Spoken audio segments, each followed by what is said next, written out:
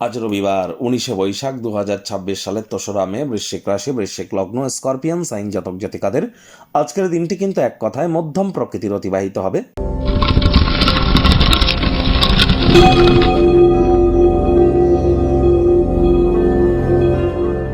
ভিডিওটির শুরুতে স্ক্রিনে আপনারা দেখতে পাচ্ছেন সূর্যদেবের প্রণাম মন্ত্র ওম জবা কুসুম শঙ্কাশং কাশ্যপেয়ং মহাদুতিম ধান্তারিং সর্বপাপঘ্নং প্রণতস্মি দিবাকরম। সকাল সকাল ঘুম থেকে উঠে সূর্যদেবকে প্রণাম করে 7বার এই মন্ত্রটি জপ করে আপনারা দিন শুরু করুন।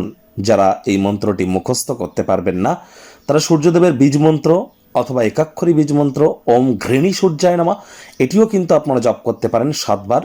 অথবা যাদের জন্মছকে সূর্য দুর্বল অবস্থানে আছে, বুঝবেন কি করে?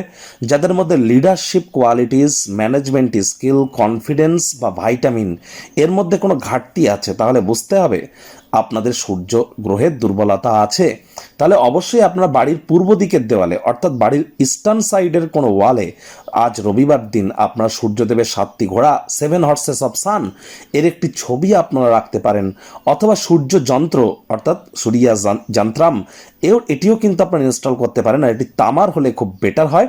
অথবা তামার একটি আংটি, কোনো জেমস্টোন ছাড়া, শিকড় বাকড়, তাবিজ কবচ, মাদুলি পাথর এসব পরে কোনো লাভ হবে না। অনলি একটি তামার আংটি আপনারা কিন্তু রিং ফিঙ্গারে পরতেই পারেন, অর্থাৎ সূর্যের আঙুলে কিন্তু আপনারা পরিধান করতেই পারেন। আজ পিতার খুব সেবা শুশ্রূষা করুন, পিতাই কিন্তু সূর্য।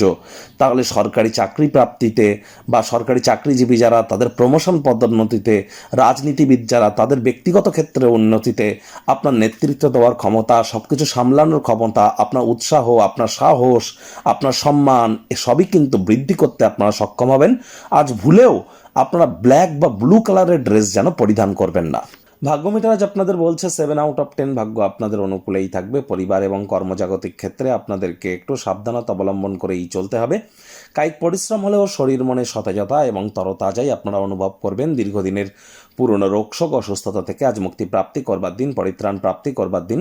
অর্থগত ব্যাপারে আয় ইনকাম বাড়বে। নতুন উদ্যোগ পরিকল্পনার পাশাপাশি নতুন নির্মাণ কার্যের শুরুয়াতও আজ করা যেতেই পারে। সাফল্য অর্জনের জন্য সময়ের সাথে সাথে মানসিক ধারণারও পরিবর্তন আপনাদেরকে করতে হবে। তাহলে দেখবেন যত আপনারা দ্রুত নিজের টেস্ট, নিজের স্বাদ, নিজের থিঙ্কিং, নিজের কমফোর্টনেস অর্থাৎ নিজের স্বাচ্ছন্দ্যতা এখান থেকে বেরিয়ে আসবেন।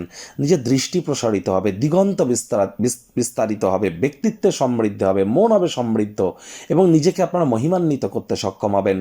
আয় ইনকামও বাড়বে। নতুন উদ্যোগ পরিকল্পনার পাশাপাশি নতুন নির্মাণ কার্যের শুরুয়াতও করা যেতেই পারে।